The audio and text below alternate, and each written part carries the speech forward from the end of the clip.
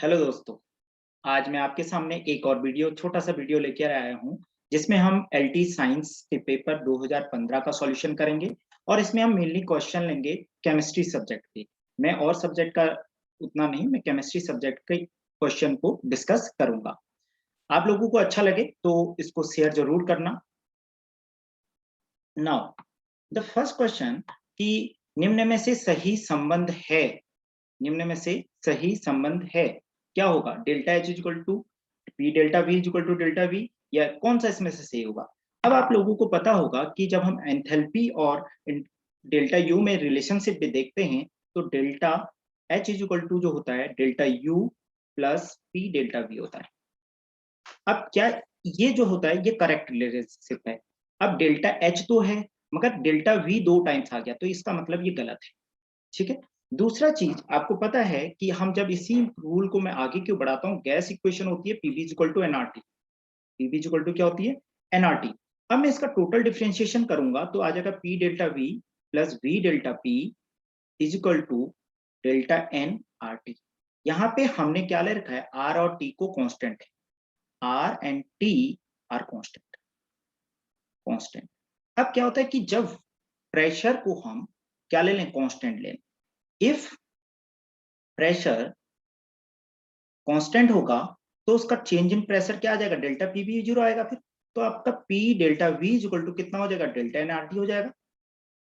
अब जब P delta V equal to कितना आ जाएगा? डेल्टा एन आर टी, तो इसकी वैल्यू यहां रखेंगे तो आपका डेल्टा एच इक्वल टू कितना आ जाएगा? Delta U plus delta N R T. तो क्या ये रिलेशन है यहाँ पे डेल्टा एन आर टी के टर्म में? नहीं है। तो यानी कि ये भी गलत हो गया, फर्स्ट वाला भी गलत। क्या दोनों सही है? नहीं, तो इसमें से कोई नहीं आंसर सही होगा। क्लियर? Next question.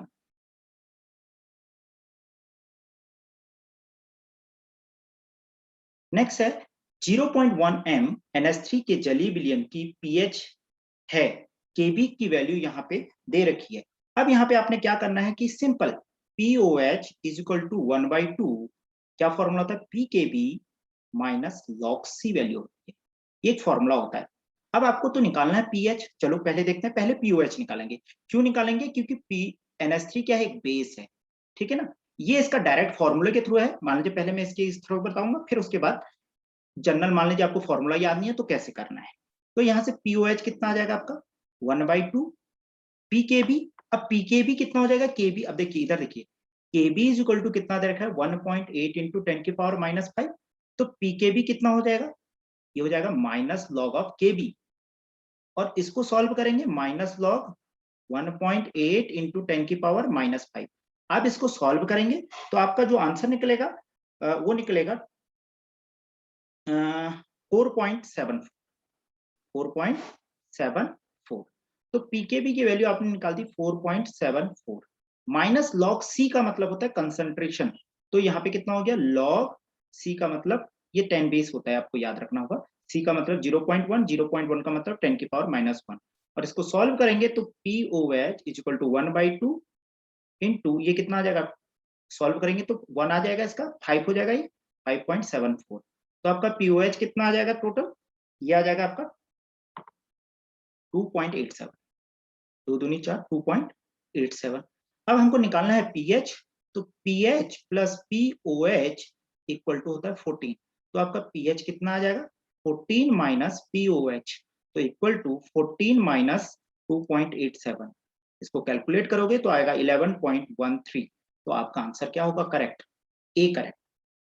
क्लियर है? मान लीजिए आपको ये फॉर्मूला याद नहीं, ये करने का तरीका याद नहीं है, तो उसके लिए आपको क्या करना पड़ेगा? इसमें लिखा है 0.1 NH3 के जलीय विलयन। तो आपने क्या लिखना है? NH3 plus water molecule gives to NH4 first, NH4OH। और ये ब्रेक होकर के फिर क्या बनाता है? NH4 positive plus OH negative. तो इसका जलीय विलयन का मतलब क्या होता है? NH3 जलीय विलयन का मतलब होता है NH4OH। देखो इनिशियल कंसंट्रेशन इसका कितना दे रखा है? 0.1। इसको इनिशियली 0 मानोगे, ये कितना बन जाएगा? 0.1 अल्फा। ये भी कितना बनेगा? 0.1 अल्फा। और ये कितना हो जाएगा? 0.1 कॉमन लोगे तो 1 माइनस अल्फा बचेगा। तो यहाँ पे आप क्या निकालोगे? बेस के लिए केबी होता है, एसिड के लिए के होता है। तो Kb इक्वल टू कितना आ जाएगा, concentration of product upon concentration of reactant. तो प्रोडक्ट कितना हो जाएगा, यानी कि आप लोगों को फॉर्मूला पता नहीं है तो ये लिखे OH अपॉन NH4OH का कंसंट्रेशन। अब यहाँ पे देखिए ये कितना हो गया 0.1 इंटू 0.1 यानी कि 0.1 का square into alpha square upon 0.1 into 1 minus alpha, 0 से 1 एक पावर से कैंसिल, तो Kb कितना बच गया 0.1 into alpha square upon 1 minus alpha. अब आपने पढ़ा होगा ओस्टवाल्ड लॉ, इसमें क्या बोला जाता है, ये डाइल्यूट के लिए है, तो अल्फा को हमने ये अल्फा बहुत स्मॉलर मानते हैं 1 के रिस्पेक्ट में, तो हम क्या करते थे alpha is smaller than less than to 1 बोल देते हैं, ठीक है ना। तो इसको हम क्या ले लेते हैं, तो 1 माइनस 1 अल्फा को हम कंपेयर टू कितना ले लेते हैं 1 ले लेंगे, तो आपका Kb जो जितना आ जाएगा वो आ जाएगा 0.1 इंटू अल्फा स्क्वायर। तो यहाँ से आप अल्फा निकाल सकते हैं Kb अपॉन 0.1, ठीक है ना। तो यहाँ से जब आपका अंडर लग जाएगा ये, ठीक है, तो आपका जब अल्फा निकल जाएगा तो ये क्या निकल जाएगा OH आयन का कंसंट्रेशन निकाल सकते हो यहाँ से, ठीक है ना। OH आयन कंसंट्रेशन क्या 0.1 इंटू अल्फा, जब OH निकल जाएगा तो POH और लास्ट में फॉर्मूला वही PH प्लस UH, इससे भी आप क्वेश्चन को सॉल्व कर सकते हैं। चलते हैं नेक्स्ट क्वेश्चन की तरफ।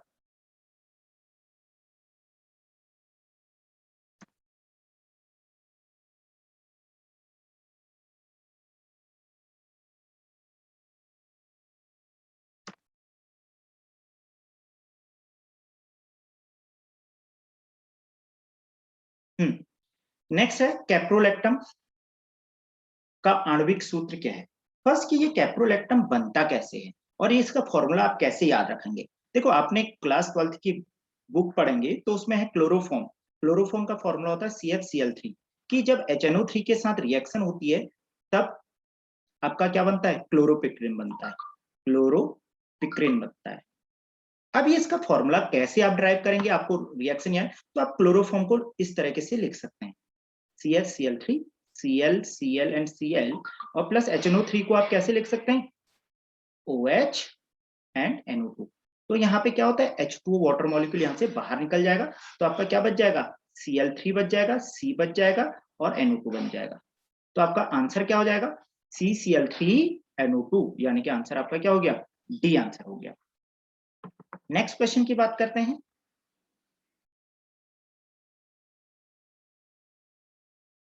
नेक्स्ट क्वेश्चन है निम्न में से कौन सा सबसे दुर्बल अम्ल है, सबसे दुर्बल अम्ल कौन सा है। देखिए सबसे पहले आप देखिए दुर्बल अम्ल पूछ रखा है यानी कि सबसे वीक एसिड, तो वीक एसिड ये अपने आप में एक एसिड है, ये भी अपने आप में बेंजोइक एसिड है, ये भी अपने आप में एक एसिड है, मगर फिनॉल एसिडिक नेचर शो करता है because of the resonance, because of the resonance. तो हम देखें तो इन सब में जो वीक हो जाएगा वो क्या हो जाएगा आपका ए आंसर हो जाएगा। या आप दूसरा फैक्टर जानना चाहते हो तो यहाँ पे प्लस आई इफेक्ट दिखाएगा, ठीक है ना, यहाँ पे माइनस एम दिखाएगा, यहाँ पे भी माइनस एम दिखाएगा, तो इसके और ये रेजोनेंस भी दिखाएगा। तो दोनों के सबसे ज्यादा एसिडिक, मोस्ट एसिडिक इसमें बात करें, मोस्ट एसिडिक तो हो जाएगा सबसे ज्यादा ये, फर्स्ट नंबर पे एसिडिक ये हो जाएगा, सेकंड नंबर है, और मोस्ट बेसिक की बात करें सबसे ज्यादा ये होगा, फिर CH3COH होगा, क्योंकि यहाँ पे प्लस आई इफेक्ट काम कर रहा है।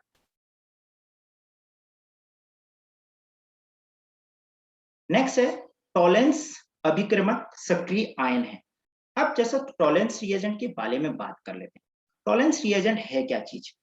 फर्स्ट ये बात समझना कि जो टॉलेंस होता है वो दो चीज का मिक्सचर होता है, किसका किसका AgNO3 plus excess amount of NH4OH, ये एक्सेस अमाउंट में होगा। मान लीजिए एक्सेस नहीं होगा तो टॉलेंस रिएजेंट नहीं बनेगा।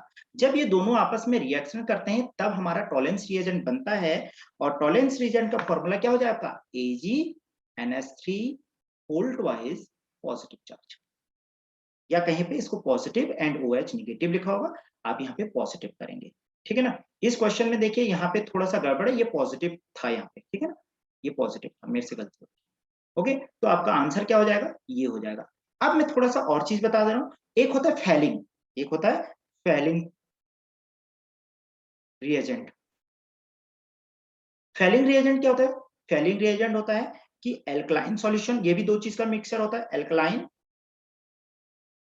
Solution of copper sulphate CuSO4 and sodium potassium tartrate, sodium potassium tartrate, इसको रसेल सॉल्ट भी कहते हैं, सोडियम पोटेशियम टार्ट्रेट को।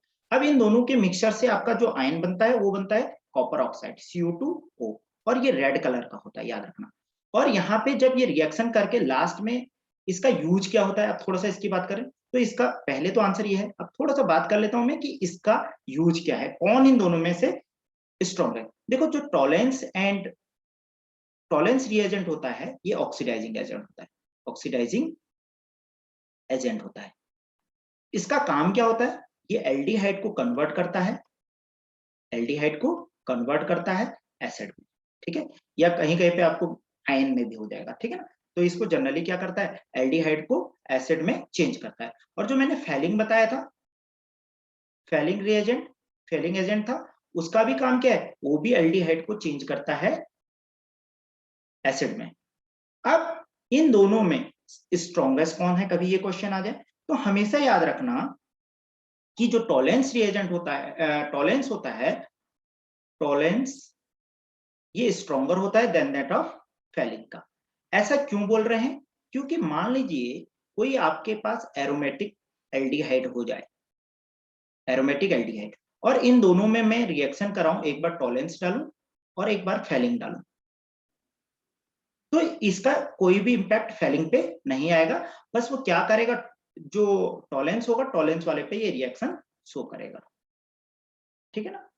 नेक्स्ट क्वेश्चन बात करते हैं। नेक्स्ट है कि निम्नलिखित में से निर्जलीकरण होना का सही क्रम क्या है। अब जो निर्जलीकरण को बोलते हैं हम डिहाइड्रेशन बोलते हैं, तो याद रखना dehydration directly proportional to the stability of carbocation, stability of carbocation, stability. अब बात करें अब कार्बोकेटाइन कैसे, देखो आपको OH नहीं देखना, आप सबसे पहले यहाँ पे पॉजिटिव चार्ज लगा लो, इसको हटाओ यहाँ पे पॉजिटिव चार्ज लगा लो, इसको हटा लो इस पे पॉजिटिव चार्ज लगा लो। अब जब देख लिया तो सबसे पहले फिर देखेंगे तो अब उसके बाद क्या देखो कि रेजोनेंस किस में किस में हो रहा है। देखिए यहाँ पे रेजोनेंस हो रहा है, यहाँ पे भी हो रहा है, बट यहाँ पे कोई रेजोनेंस नहीं हो रहा है। तो फिर उसके बाद रखना maximum resonance, maximum stability, maximum stability. तो यानी कि इसमें सबसे ज्यादा कौन सा हो जाएगा, फर्स्ट वाला हो जाएगा, फिर सेकंड, फिर थर्ड, यानी कि आपका सबसे ज्यादा डिहाइड्रेटिंग कौन होगा, थर्ड वाला। तो थर्ड सेकंड यानी कि आंसर क्या हो जाएगा आपका, बी आंसर हो जाएगा। नेक्स्ट क्वेश्चन की बात करते हैं। नेक्स्ट है कुल कितने त्रिविमीय समावयी है। देखिए ये आपको क्वेश्चन जनरली एनसीईआरटी या कहीं भी नहीं मिलेगा, बट इसमें है जो इसको गैमेक्सिन बोलते हैं जनरली, यहाँ हेक्साक्लोराइड, ठीक है ना, इसको गैमेक्सिन बोलते हैं। इसके टोटल नंबर ऑफ त्रिविमीय समावयी जो होते हैं, आइसोमर्स होते हैं, वो टोटल 8 होते हैं। इनको अल्फा बीटा गामा डेल्टा और ईटा कुछ ऐसे करके हम इनको जानते हैं, और टोटल आंसर इसका 8 होता है। नेक्स्ट बात करते हैं कि टोल्यूइन का ऑक्सीडेशन। देखिए क्वेश्चन को समझिएगा, यहाँ पे क्या है, टोल्यूइन है CH3। अब देखो फाइनल रिजल्ट इसने कोई बात नहीं कही है कि है क्या चीज, इसने कहा डायरेक्ट ऑक्सीडेशन। तो फाइनल जब भी होता है तो क्या बनेगा, फाइनल रिजल्ट दे दीजिए बेंजोइक एसिड, क्या बनेगा, बेंजोइक एसिड। अब बेंजोइक एसिड के साथ NaOH, तो ये क्या हो गया, एसिड बेस रिएक्शन। तो एसिड बेस रिएक्शन होगा तो क्या बनेगा, सॉल्ट बनेगा भाई, तो सॉल्ट बना, COO Na बना, प्लस वाटर बनेगा। अब इसमें सोडा लाइम डाल दिया, सोडा लाइम, पहले क्वेश्चन बन जाता है कि what is the soda lime, soda lime क्या होता है, व्हाट इज सोडा लाइम। याद रखिएगा soda lime is the mixture of NaOH and CaO, और इसमें इनका जो रेशियो होता है 3:1 के रेशियो में होते हैं, याद रखिएगा। Soda lime is the mixture of NaOH plus CO in which it's ratio is 3:1। तो अब इसमें सोडा लाइम जब डालते हैं, सोडा लाइम हमने क्या बताया आपका, NaOH प्लस CO, तो NaOH एंड CaO। तो अब यहाँ पे क्या होता है कि यहाँ से ये बेंजीन केवल हाइड्रोजन के साथ दिखा करके बेंजीन बना देगा, और जो बाकी बचा हुआ प्रोडक्ट है वो क्या बना देगा, Na2CO3 बना देगा। तो आपका जो आंसर हो गया, इसमें क्या बना फाइनल प्रोडक्ट, बेंजीन बना। तो आंसर क्या हो जाएगा आपका, बी आंसर होगा, आपका आंसर क्या होगा इसमें, B answer. Okay, next question की ओर चलते हैं। नेक्स्ट क्वेश्चन देखें, एसटीपी पर इतने सेंटीमीटर क्यूब CH4 का भार कितना होगा। अब पहले वे याद रखना कि मॉलिक्यूलर मास किसी भी कंपाउंड का वो 1 मोल होता है, और 1 मोल इज इक्वल टू होता है 22,400 सेंटीमीटर क्यूब, ठीक है ना, इतना सेंटीमीटर क्यूब। अब CH4 का मॉलिक्यूलर मास कितना होता है, कार्बन का 12, 12 और 4 16 हो जाएगा, तो यानी कि 16 ग्राम इज इक्वल टू कितना हो गया, 2400 सेंटीमीटर क्यूब। तो 1 centimetre cube is equal to कितना हो जाएगा, 16 अपॉन 22,400। अब आपको निकालना कितना है, 112 सेंटीमीटर क्यूब इक्वल टू कितना हो जाएगा, 16 अपॉन 22,400 मल्टीप्लाई बाय 112। तो इसको काटोगे तो 200 बार कट जाएगा, तो इसको सॉल्व करोगे तो आपका कितना आ जाएगा, 16 अपॉन 200 इक्वल टू 0.08 ग्राम। तो आपका आंसर क्या हो जाएगा, 0.08 ग्राम। बात करते हैं नेक्स्ट क्वेश्चन की। नेक्स्ट क्वेश्चन हमारा है कि इतने में सम न्यूट्रॉनिक हैं, ठीक है ना, कि समान न्यूट्रॉन, अच्छा इसमें सम न्यूट्रॉनिक हैं, इसमें क्वेश्चन पूछ रखा है, ठीक है। यहां पे देखते हैं, तो सम न्यूट्रॉनिक क्या था, मतलब क्या था, atomic mass minus atomic number. तो एटॉमिक मास कितना है, 76 माइनस 32, तो 6 में से 2 गया, कितना बच गया, 4, 4 में 7 में से ना 4, ठीक है ना, तो 44। अब इसमें निकालो, 7 में से 4 गया, 7 में से 2 गया, कितना बचा, 5, और इसमें से 7 में से 3 गया 4, 45, इसमें से इसको करो 4 4, तो आंसर क्या आ जाएगा, 44। तो सम नंबर ऑफ न्यूट्रॉन कितने किस में हो जाएंगे, बी वाले आंसर में, ठीक है। तो नेक्स्ट क्वेश्चन देखते हैं, द्विध्रुवीय आघूर्ण का सही क्रम है। अब डाइपोल मोमेंटम देखिए, पहले बात याद रखना, जितने भी सिमेट्रिकल मॉलिक्यूल होते हैं, यानी कि जिन कंपाउंड के पास ना कोई भी लोन पेयर नहीं होता है, तो उनका हमेशा क्या होता है, dipole momentum, compound have symmetry means no lone pair, their dipole moment always zero, always zero. Second point, higher number of lone pair, higher dipole moment, higher dipole moment. अब कैसे निकालें कि लोन पेयर किसमें कितने ज्यादा हैं, इसके लिए आपको हाइब्रिडाइजेशन देखना पड़ेगा। मैंने ये 2 रूल बताए, पहले ये बात लिखिए।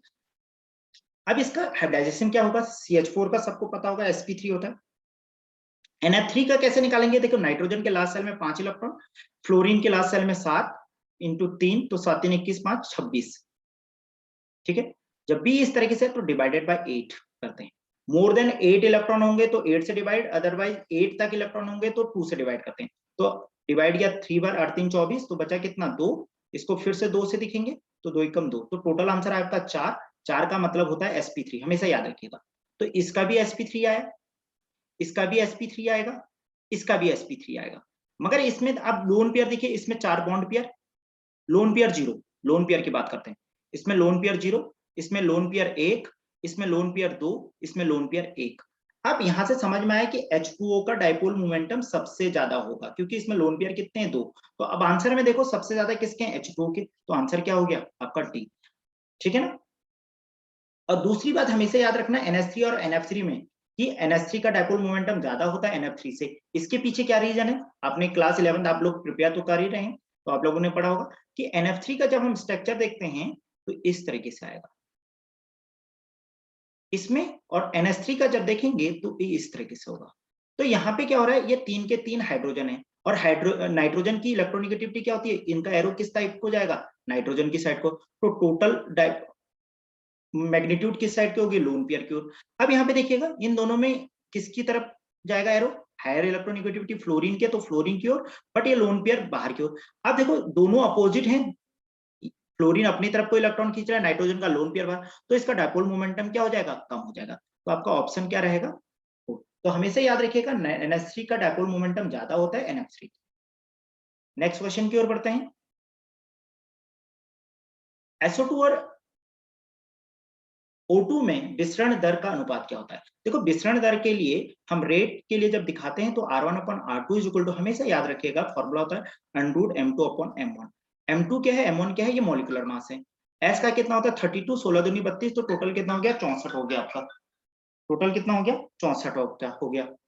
अब R1/R2 कितना हो जाएगा फिर, R1/R2 इज इक्वल टू √ देखो SO2 का टोटल मॉलिक्यूलर 64 हो गया, M2/M1 करना है, सॉरी M2 कितना हो गया, यानी कि ऑक्सीजन का 16 दूनी 32 हो गया,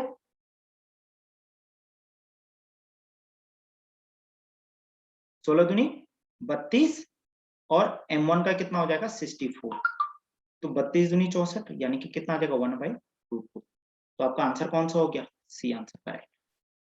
ठीक है ना, नेक्स्ट बात करते हैं।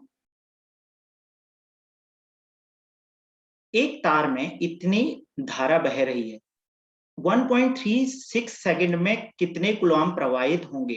तो हमेशा Q is equal to formula होता है I इंटू टी, मगर एक चीज याद रखना, T इन सेकंड होना चाहिए, किसमें होना चाहिए, सेकंड में। तो इसको मिनट को सेकंड में, तो Q कितना हो जाएगा 60 से मल्टीप्लाई कर देंगे, I कितना हो गया 1.8 इंटू 1.36 इंटू 60 हो जाएगा, क्योंकि हमने सेकंड में भी चेंज किया। तो इसको मल्टीप्लाई करो, कितना आ जाएगा 18 इंटू 1.36 इंटू 6। आप इसको डायरेक्ट कैलकुलेट कीजिए, आप लोग निकालिए, मैं मल्टीप्लाई करता हूं, एक मिनट। 18 इंटू 1.36 इंटू 6, 146 पॉइंट आपका आएगा, 146.88। तो अप्रोक्सीमेट कितना हो गया 147।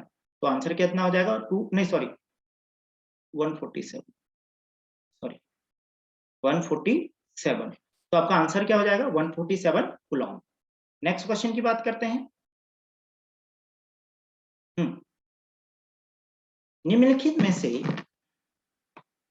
निम्नलिखित का सही विन्यास क्या होगा? 1s होगा, 2s होगा। अब पहली बात कि हम किसको 1 माने, किसको 2 माने, सबसे बड़ी बात ये है। देखो लॉन्गेस्ट कार्बन चेन देखिए, ठीक है ना। अब मैं इधर से लूंगा 1 2 3 4, तब भी 1 2 3 4 कहीं से भी ले लीजिए, कोई दिक्कत नहीं, ठीक है ना। इसमें आप कहीं से भी ले सकते हैं, ठीक है। अब मान लीजिए मैं फर्स्ट इसको ले लूं, ठीक है ना, इस वाले को मैं फर्स्ट ले लूं। तो हमेशा याद रहे रूल क्या होता है, या इसी को ले लो या इसको ले, किसी को भी ले लो, तो दोनों चीज सेम रहेंगे। देखो इसके लिए रूल क्या होता है, सबसे हायर एटॉमिक मास ये कार्बन है बीचों बीच में, इसके साथ सबसे ज्यादा मास वाला कौन जुड़ रखा है, ऑक्सीजन है। फिर कौन सा जुड़ रखा है, इस साइड कार्बन, कार्बन 2 कार्बन जुड़ रखे, जबकि इधर है, तो नंबर 2 में इसको दूंगा, और नंबर 3 किसको दूंगा, ऊपर वाले को। देखो हाइड्रोजन 4th नंबर पे जाएगा, ठीक है। तो मेरा कैसे जा रहा है, क्लॉकवाइज। क्लॉकवाइज के लिए आपने पढ़ा होगा आर होता है, मगर जब हाइड्रोजन प्लेन में आ जाए, जब हाइड्रोजन प्लेन में आ जाए, होना चाहिए था इसको आर, मगर हाइड्रोजन किस में आ गया, प्लेन में आ गया, तो R converted to S, R converted to S. बात करते हैं सेकंड वाले की, बात करते हैं सेम, फर्स्ट नंबर इसको देंगे, 2 नंबर इसको देंगे, 3 नंबर इसको देंगे, तो क्या हो जाएगा, कैसे जा रहा है, एंटी क्लॉकवाइज जा रहा है, और हाइड्रोजन 4th पोजीशन पे ही है, तो ये भी क्या हो जाएगा एस। तो दोनों क्या हो जाएंगे, एस एस हो जाएंगे मेरे, ठीक है ना। तो इसका आंसर क्या हो जाएगा, आपका ए आंसर हो जाएगा। Thank you everyone. और आप लोगों को ये वीडियो अच्छा लगे तो प्लीज एक बार इसको शेयर और लाइक जरूर करें, और मेरे को लगता है कि आप लोगों को पसंद आएगा, और मैं आपके लिए जो आपके बचे हुए दिन हैं, डेली में हर 2 चैप्टर का एक बना करके आपको 20-20 क्वेश्चन डेली डिस्कस करूंगा। और प्लीज एक बार इसको लाइक एंड शेयर जरूर करें। Thank you.